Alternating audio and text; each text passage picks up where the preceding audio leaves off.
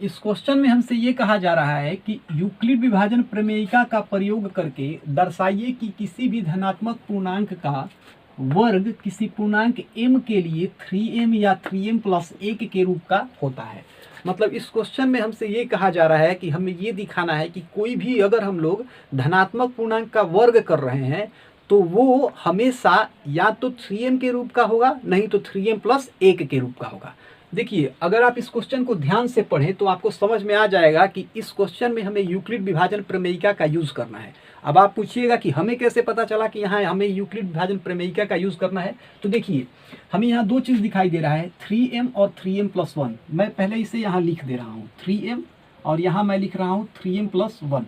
3m को हम चाहें तो 3m प्लस 0 भी लिख सकते हैं। अब देखिए, चाहे 3m प्लस 0 हो चाहे 3m प्लस 1 हो, ये दोनों जो रूप हमको दिखाई दे रहे हैं ये बी क्यू प्लस आर के रूप से मिलते जुलते हैं। मतलब बी क्यू प्लस आर का जो रूप है वही रूप 3m प्लस 0 का भी है और वही रूप 3m प्लस 1 का भी है।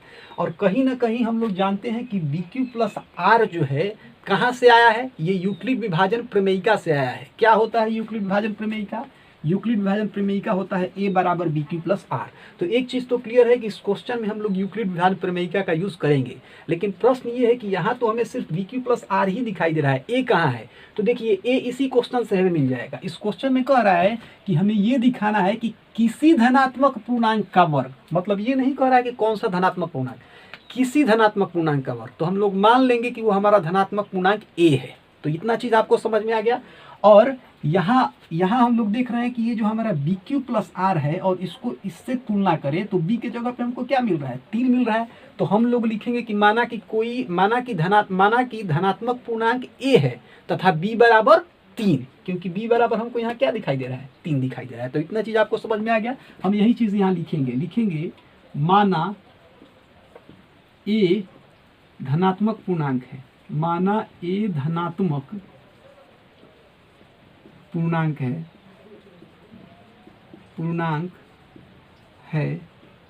तथा b बराबर 3। मैंने अभी आपको बताया कि b बराबर 3 हम लोग क्यों लिखेंगे। अब यहाँ हम लोग लिखेंगे यूक्लिड विभाजन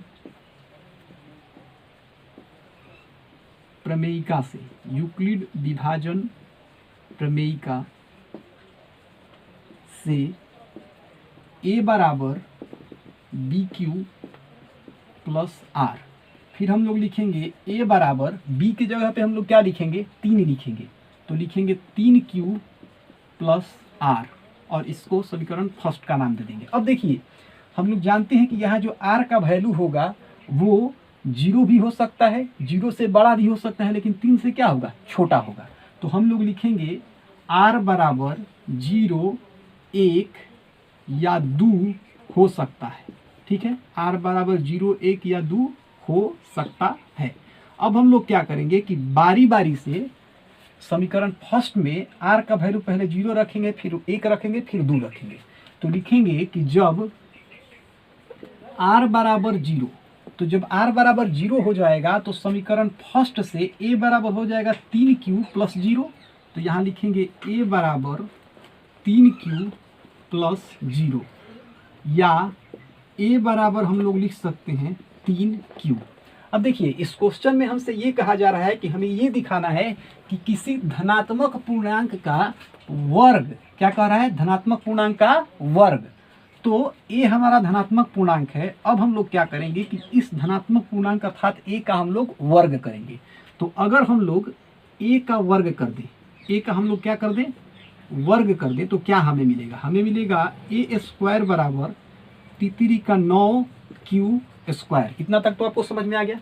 अब आप बताइए कि 9q स्क्वायर को हम लोग 3 गुना 3q स्क्वायर भी लिख सकते हैं। 9q स्क्वायर को हम लोग 3 गुना 3q स्क्वायर भी लिख सकते हैं।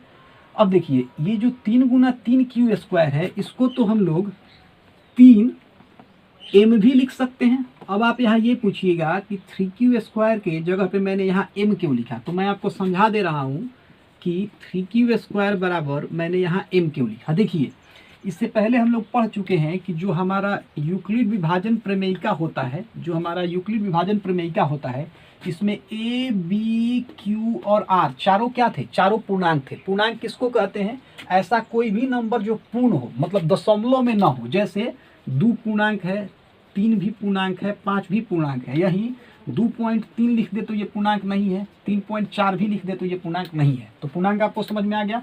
तो हम लोग ये समझे, हम लोग ये सीखे कि यहाँ a बराबर बी क्यू प्लस आर में a b q और r चारों क्या है, पूर्णांक है। इसका मतलब q यहाँ पे क्या है, पूर्णांक है। अब आप यहाँ आ जाइए, देखिए 3q स्क्वायर में q क्या है, पूर्णांक है।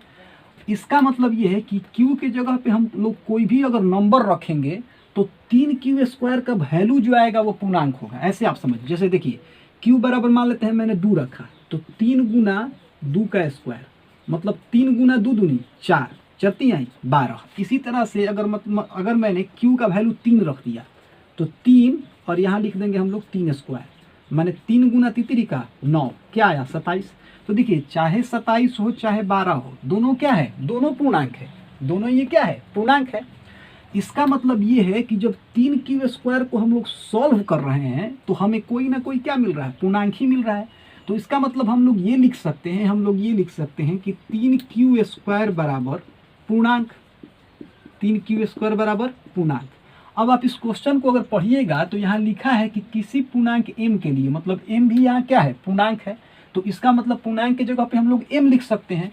तो यहाँ जो हमने पूर्णांक लिखा है, ये हम ऐसे भी तो लिख सकते हैं ना कि 3q स्क्वायर बराबर पूर्णांक की जगह पे m। तो आपको समझ में आ गया कि हमने 3q स्क्वायर बराबर यहाँ पे m क्यों रखा है। तो 3q स्क्वायर बराबर हमने यहाँ पे m इसीलिए रखा है, ठीक है। अब हम लोग क्या करेंगे, अब हम लोग इस क्वेश्चन को आगे बढ़ाएंगे। मैं इसे थोड़ा मिटा दे रहा हूँ। अब इस क्वेश्चन को हम लोग आगे बढ़ाएंगे। आधा सॉल्यूशन जो है लगभग हमारा हो चुका है, आधा सॉल्यूशन अभी बाकी है। तो चलिए इस क्वेश्चन को हम लोग आगे बढ़ाते हैं। तो अब हम लोग यहाँ पे क्या करेंगे कि ए स्क्वायर हमारा वैल्यू आ गया 3m, अब हम लोग r बराबर 0 किए तो हमारा ए स्क्वायर बराबर आया 3m। अब r बराबर हम लोग 1 रखेंगे, क्या रखेंगे, 1 रखेंगे। तो लिखेंगे कि जब r बराबर 1, तो जब r बराबर 1 रखेंगे तो समीकरण फर्स्ट से a बराबर हो जाएगा 3q प्लस 1। तो लिखेंगे a बराबर 3q प्लस 1। अब हमें इसका स्क्वायर करना है तो हम लिखेंगे a स्क्वायर बराबर 3q प्लस 1 का होल स्क्वायर। अब मैं इसे डायरेक्ट मैं इसे तोड़ दे रहा हूँ, इससे समय कम लगेगा। देखिए a प्लस बी का होल स्क्वायर, a स्क्वायर माने 3q का स्क्वायर, तो 3q का स्क्वायर कितना हो जाएगा, 9q स्क्वायर, प्लस 2ab का मतलब 2 गुना 3q गुना 1। तो 2 में 3q से गुना करेंगे तो 2 3 6q, और 6q में 1 से गुना करेंगे तो क्या होगा, 6q, प्लस बी स्क्वायर का मतलब 1 का स्क्वायर, तो 1 का स्क्वायर क्या होगा, 1 होगा। अब आइए इसको हम लोग सॉल्व करते हैं। देखिए हमें जो वैल्यू लाना है, हमें जो फॉर्म लाना है, रूप लाना है, वो या तो हमारा 3m का होना चाहिए, नहीं तो 3m प्लस 1 का होना चाहिए। तो एक चीज़ तो यहाँ से हमको कंक्लूजन मिल रहा है कि बाहर हमारा 3 होगा, बाहर हमारा क्या होगा, 3 होगा, और बाकी जो PQ है उसको हम लोग m मान लेंगे। तो 3 को हम लोग यहाँ से बाहर निकाल देंगे। तो देखिए 3 का टेबल अगर हम 3 टाइम्स पढ़े तो 9 आ जाएगा, और q स्क्वायर यहाँ जो का 2। फिर 3 का टेबल कितना बार पढ़े कि 6q आ जाए, तो 2 टाइम्स 2q। अब देखिए एक जो है 3 से छोटा है, तो एक को हम लोग क्या कर देंगे, बाहर निकाल देंगे, और यहाँ हम लोग लिख देंगे 3। इस पूरे नंबर के जगह पे हम लोग लिख देंगे m प्लस 1। m यहाँ मैंने क्यों रखा, क्योंकि m, इन पूरे नंबर के जगह पे मैंने m क्यों रखा, क्योंकि इनको जब हम लोग सॉल्व करेंगे तो हमारा कोई नंबर आएगा और वो नंबर पूर्णांक ही होगा, और m भी हमारा पूर्णांक है, ये ऑलरेडी मैं आपको बता चुका हूँ। मतलब यहाँ पे a स्क्वायर बराबर हमें मिला 3m प्लस 1। अब लास्ट में हम लोग r का वैल्यू 2 रखेंगे, तो लिखेंगे जब r बराबर 2, तो समीकरण फर्स्ट से a बराबर हो जाएगा 3q प्लस 2, a बराबर 3q प्लस 2। हमें a का स्क्वायर चाहिए, तो लिखेंगे a का स्क्वायर बराबर 3q प्लस 2 का होल स्क्वायर।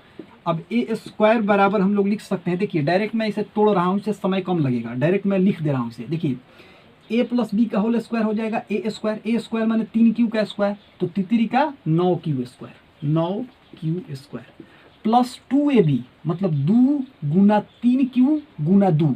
तो दूती आई 6 और 6 दूनी 12 और क्यू इसमें है तो 12 Q plus A square plus 2ab plus B square मैंने 2 का स्क्वायर तो 2 दूनी 4। ठीक है, अब देखिए यहाँ पे अगर हम लोग 3 को बाहर निकालें तो हमें मिलेगा 3 3 9 मतलब 3 क्यू स्क्वायर प्लस 3 चौका 12 4 क्यू प्लस। अब देखिए यहाँ दिक्कत हो गया, 4 3 से बड़ा है फिर भी हम लोग यहाँ कुछ नहीं रख सकते क्योंकि 3 के पहाड़ा में 4 नहीं है। तो हम क्या करेंगे, हम लोग इसको चेंज करके लिखेंगे। हम लोग क्या करेंगे, इसको चेंज करके लिखेंगे। कैसे चेंज करके लिखेंगे, देखिए हम लोग इसको लिखेंगे 9 क्यू स्क्वायर प्लस 12 क्यू। 4 को हम लोग 3 प्लस 1 लिख सकते हैं। अब देखिए आसानी से 3 कॉमन हो जाएगा, 3 क्यू स्क्वायर क्योंकि तितरी का 9 और क्यू स्क्वायर जो करते हो प्लस। देखिए 3 का टेबल अगर 4 बार पढ़ेंगे तो 12 आ जाएगा, तो यहाँ लिखेंगे 4 क्यू प्लस 3 का टेबल अगर एक बार पढ़े, 3 का पहाड़ा एक बार पढ़े तो हमें 3 मिल जाएगा और 1 को क्या कर देंगे हम लोग बाहर कर देंगे। तो यहाँ पे हम लोग लिख सकते हैं 3। इन सबको हम लोग क्या लिख सकते हैं, हम लोग इन सबको m लिख सकते हैं क्योंकि इन सबको सॉल्व करेंगे, हल करेंगे तो हमें कोई पूर्णांक ही मिलेगा और m भी हमारा पूर्णांक है प्लस 1। तो अब हम यहाँ क्या देख रहे हैं कि जब भी हम लोग a का स्क्वायर कर रहे हैं, देखिए a को हमने 3 बार स्क्वायर किया है, एक यहाँ और एक यहाँ। ठीक है, हाँ एक यहाँ, इसको मैं यहाँ a स्क्वायर लिख दे रहा हूँ। हमने यहाँ a को 3 बार स्क्वायर किया है और तीनों बार हम क्या देख रहे हैं कि जब भी हम a का स्क्वायर कर रहे हैं तो एक बार हमें 3m मिला, एक बार हमें 3m प्लस 1 मिला और फिर एक बार हमें 3m प्लस 1 मिला। इसका मतलब ये है कि a का स्क्वायर जब भी हम करेंगे तो या तो हमें 3m मिलेगा, नहीं तो 3m प्लस 1 मिलेगा। और a यहाँ पे क्या है, a यहाँ पे हम लोग माने हैं कि a हमारा धनात्मक पूर्णांक है। इसका मतलब धनात्मक पूर्णांक का हम लोग जो वर्ग करेंगे तो हमेशा हमें या तो हमें 3m मिलेगा, नहीं तो 3m प्लस 1 मिलेगा। तो यहाँ पे अब अंत में यही चीज़ लिख देंगे, अतः किसी धनात्मक पूर्णांक का वर्ग, अतः किसी धनात्मक पूर्णांक का वर्ग 3m या 3m प्लस 1 के रूप का होता है। और इस तरह से हमारा ये मैथ बन गया। अगर आपको ये लगा हो कि इस मैथ को समझाने में मैंने बहुत ज़्यादा मेहनत किया है तो आप मेरी वीडियो को लाइक कीजिए और इसे अपने दोस्तों के साथ शेयर कीजिए तथा मेरे चैनल को सब्सक्राइब कीजिए।